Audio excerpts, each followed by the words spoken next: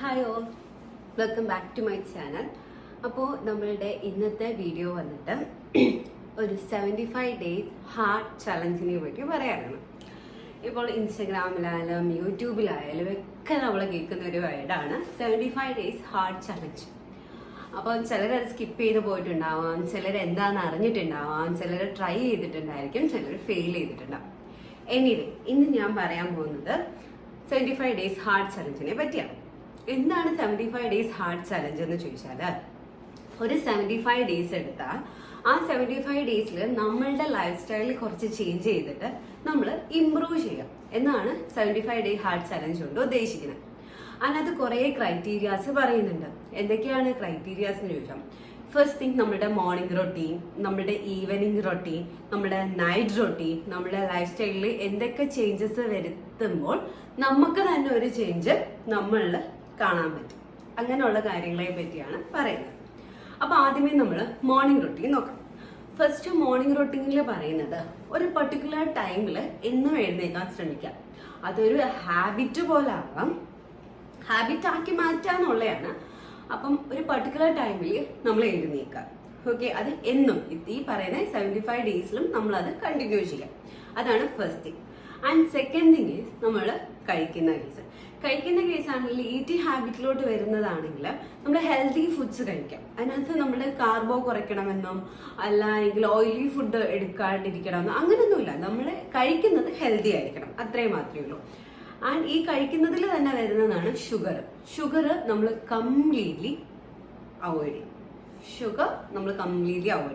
അതാണ് സ്ട്രിക്റ്റ് ആയിട്ട് പറയുന്നത്. ബാക്കി നമ്മൾ ഹെൽത്തി ഫുഡ്സ് കഴിക്കാം, അതായത് ഫാസ്റ്റ് ഫുഡ് കഴിക്കാണ്ടിരിക്കാം, പക്ഷേ ഷുഗർ നമ്മൾ കട്ട് ചെയ്യാം.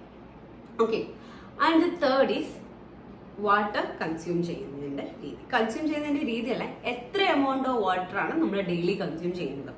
ഇപ്പൊ ഓരോ ദിവസം ഓരോരുത്തരും ഡിപ്പെൻസ് ആണല്ലേ നമ്മൾ എടുക്കുന്ന വെള്ളത്തിന്റെ എമൗണ്ട്. ചില ദിവസം നമ്മൾ ഒന്നും കുടിക്കുകയാണെങ്കിൽ ചില ദിവസം നമ്മൾ 2 ലിറ്റർ കുടിക്കും, ചില ദിവസം 3 ലിറ്റർ കുടിക്കും, അങ്ങനെയാണ്. അപ്പൊ ഇതിനകത്ത് പറയുന്നത് 3 to 4 or 2 to 4 വരെ, അത്രയും ആ ഒരു ലെവലിൽ നമുക്ക് എമൗണ്ട് ഓഫ് വാട്ടർ നമ്മൾ മസ്റ്റ് ആയിട്ടും ടേക്ക് ചെയ്യണം. ചിലർക്ക് 4 ഒക്കെ എടുക്കാൻ എളുപ്പമായിരിക്കും, പക്ഷെ ചിലർക്ക് 1 ലിറ്റർ പോലും എടുക്കാൻ ഭയങ്കര ബുദ്ധിമുട്ടായിരിക്കും. അപ്പൊ അവര് 1ൽ നിന്ന് 2ലോട്ട് എന്തായാലും ആ കൺസ്യൂം ചെയ്യുന്ന എമൗണ്ട് കൂട്ടിയേ പറ്റും. അത് മസ്റ്റാണ്.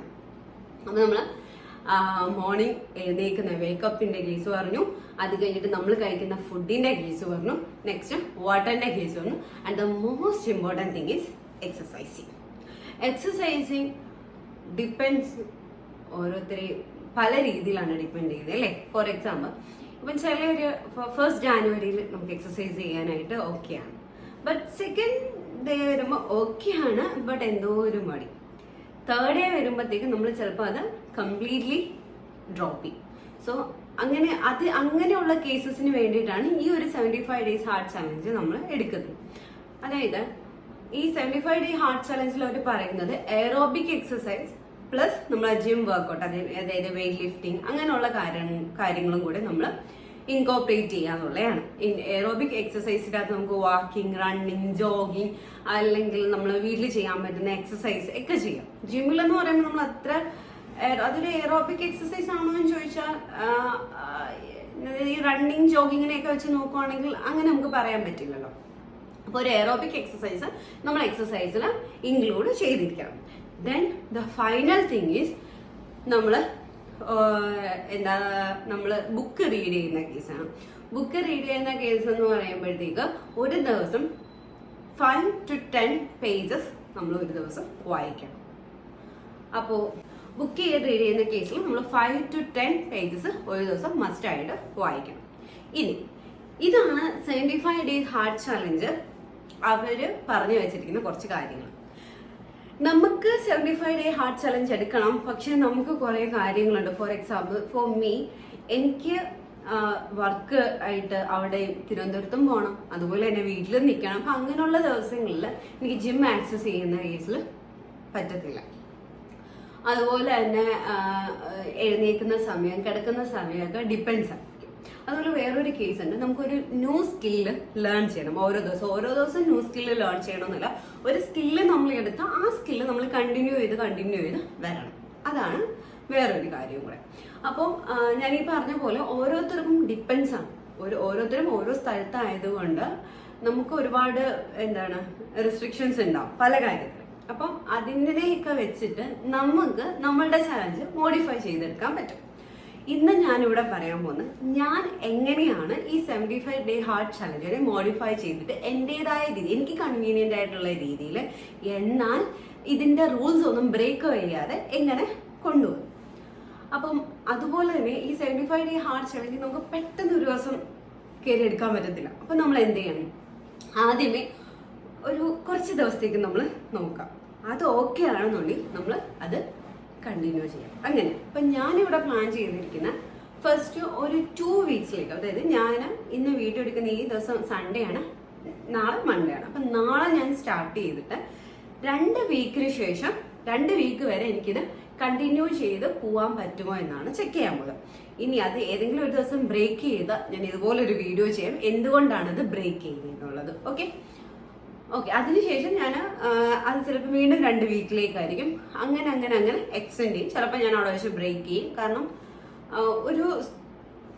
നമ്മൾ എല്ലാ ദിവസവും ഒരുപോലെ ജീവിക്കുന്നവരാണെങ്കിൽ ഓക്കെയാണ്. പക്ഷെ നമ്മൾ ഈ ഷിഫ്റ്റിങ്ങും കാര്യങ്ങളും ഒക്കെ ഉള്ളതുകൊണ്ട് നമുക്കത് കുറച്ച് ബുദ്ധിമുട്ടായിരിക്കും.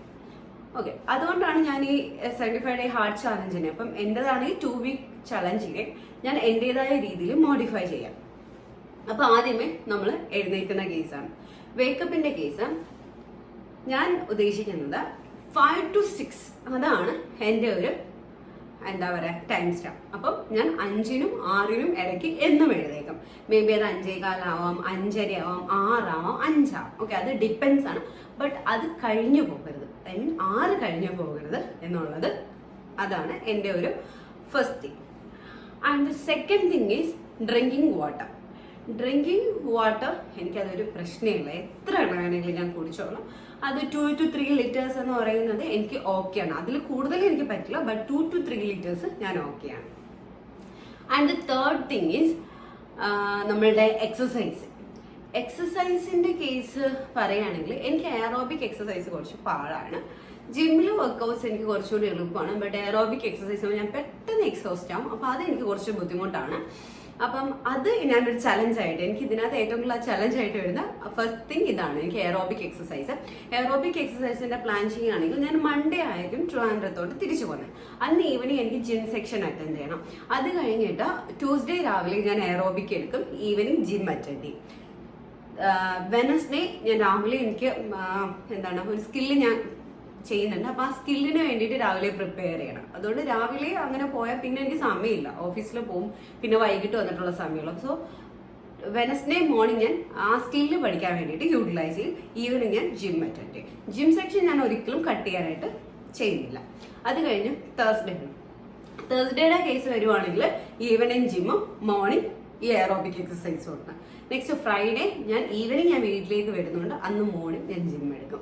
അപ്പൊ ഇങ്ങനെ വെച്ച് നോക്കുവാണെങ്കിൽ 5 ദിവസം എനിക്ക് ജിമ്മും 2 ദിവസം എയറോബിക് എക്സസൈസും ആണ്, Monday to Friday. Saturday Sunday ഞാൻ വീട്ടിലായതുകൊണ്ട് ഒരു 30 minutes ഞാൻ എയറോബിക് എക്സസൈസിലാണ് കോൺസെൻട്രേറ്റ്, കാരണം അന്ന് എനിക്ക് ജിം ആക്സസ് ചെയ്യാൻ പറ്റത്തില്ല. അതാണ് എൻ്റെ എക്സസൈസിങ് രീതി. പിന്നെ നമ്മൾ അതിനിടയ്ക്ക് ഫുഡ് വിട്ടുപോയി. എൻ്റെ സെക്കൻഡ് ചലഞ്ച് ഇരിക്കുന്നത് ഈ ഫുഡിലാണ്. ഫുഡിൽ ഹെൽത്തി, പുറത്തുനിന്നുള്ള ഫുഡ് എനിക്ക് വേണ്ട, പക്ഷെ ഷുഗർ എനിക്ക് മസ്റ്റാണ്. ചായ കുടിക്കാനായാലും ഒക്കെ എനിക്ക് ഷുഗർ ഇല്ലാണ്ട് ഭയങ്കര ബുദ്ധിമുട്ടാണ്. മധുരം കണ്ടാൽ എനിക്ക് കൺട്രോൾ ചെയ്യാനേ പറ്റത്തില്ല. എനിക്കത് കഴിക്കലോ, അതല്ല ഒരു കേക്ക് കിട്ടിയാലോ ഒരു സ്ലൈസ് കഴിച്ചാൽ പോലെ എനിക്ക് വീണ്ടും അത് കഴിച്ചുകൊണ്ടിരിക്കണം. അതെനിക്ക് ഭയങ്കര ഇഷ്ടമാണ് ഷുഗർ. സോ എൻ്റെ സെക്കൻഡ് ചലഞ്ച് വരുന്നത് അവിടെയാണ്. ഫസ്റ്റ് ചലഞ്ച് എയറോബിക്കും, സെക്കൻഡ് ഇതുമാണ്. And the third thing is ഒരു ബുക്ക് ലേൺ ചെയ്യും, ഒരു ബുക്ക് റീഡ് ചെയ്യാണത്. ബട്ട് അത് 5 to 10 pages, 5 ഓക്കെ, എനിക്ക് 10 വരെ എത്തിക്കാൻ പറ്റുമെന്ന് അറിയത്തില്ല. സോ ഞാൻ എടുത്തേക്കുന്ന ഒരു 5 to 6 ആണ്. അത്രയും വരെ എനിക്ക് പോകാൻ പറ്റില്ല. കാരണം ഒരു 10 pages നമ്മൾ കോൺസെൻട്രേറ്റ് ചെയ്തിരുന്ന് വായിക്കണമെന്ന് ചോദിച്ചാൽ ചിലപ്പോൾ ഒരു 45 അല്ലെങ്കിൽ 30 minutes എടുക്കാം. അത് കുറച്ച് ബുദ്ധിമുട്ടാണ്. സോ 5 to 6 pages ആണ് ഞാൻ എക്സ്റ്റെൻഡ് ചെയ്തിരിക്കുന്നത്. ഏത് ബുക്കാണ് ഞാൻ വായിക്കുന്നത് വെച്ചാൽ ആ വായിക്കുന്ന ബുക്ക് എൻ്റെ കയ്യിലില്ല, അത് അവിടെ ഇരിക്കുകയാണ്. It's power of sub conscious mind. അത് ഞാൻ എപ്പോഴെങ്കിലും വേറെ ഏതെങ്കിലും ഒരു വീഡിയോയിൽ കാണിച്ചാൽ ഏത് ബുക്കാണ് ഞാൻ വായിക്കുന്നതെന്ന് വെച്ചാൽ the power of sub conscious mind ആണ്. നിങ്ങൾക്ക് സെർച്ച് ചെയ്താൽ കിട്ടും. അതുപോലെ തന്നെ ഫോർത്ത് തിങ് എന്ന് പറഞ്ഞാൽ ഉറക്കമാണ്. ഉറക്കത്തിന്റെ കേസ് ഞാൻ പറഞ്ഞില്ലേ, എനിക്ക് ഒരു 4 to 5 or 5 to 6 അത്ര അവേഴ്സ് ഓഫ് സ്ലീപ്പേ ഞാൻ പ്ലാൻ ചെയ്യുന്നുള്ളൂ. കാരണം അത്ര അവേഴ്സ് എനിക്ക് കിട്ടത്തുള്ളൂ. നമ്മൾ വർക്കും കഴിയണം, നമ്മൾ ഈ ചലഞ്ചും എടുക്കണം, അത് കഴിഞ്ഞിട്ട് ഞാൻ പറഞ്ഞ പോലെ ഒരു സ്കില്ലും ലേൺ ചെയ്യണം. അങ്ങനെയുള്ള കേസസ് ഒക്കെ ആകുമ്പോൾ നമുക്ക് ഒരുപാട് ടൈം കിട്ടണം. സോ 4 to 5 അല്ലെങ്കിൽ 5 to 6 hours ഓഫ് സ്ലീപ്പ് എന്തായാലും എടുക്കും. Next learning A new skill. Learning A new skill ഞാൻ പറഞ്ഞ പോലെ ഒരു സ്കില്ല് ഞാൻ പഠിക്കുന്നുണ്ട്. അതെന്താണ് എന്ന് ഇപ്പം ഞാൻ റിവീൽ ചെയ്യുന്നില്ല, ബട്ട് ടൈം ആകുമ്പോൾ ഞാനത് റിവീൽ ചെയ്തോളും. അതിനാണ് ഞാൻ ഈ വെനസ്ഡേയിലെ മോർണിംഗും അതുപോലെ തന്നെ വേറെ വെനസ്ഡേയിലെ മോർണിംഗ് മാറ്റി വെക്കുന്നത്. വെനസ്ഡേയിലെ മോർണിംഗ് കൂടെ എനിക്ക് എയറോബിക് എക്സസൈസിന് മാറ്റി വെച്ച് എനിക്ക് സമയം ഒരുപാട് പോകും. അതുകൊണ്ട് അതിന് വേണ്ടിയിട്ട് ഡെഡിക്കേറ്റ് ചെയ്തേക്കാണ്. ഓക്കെ, അപ്പൊ ഇതാണ് എൻ്റെ 75 ഹാർഡ് ഡേ ചലഞ്ച്.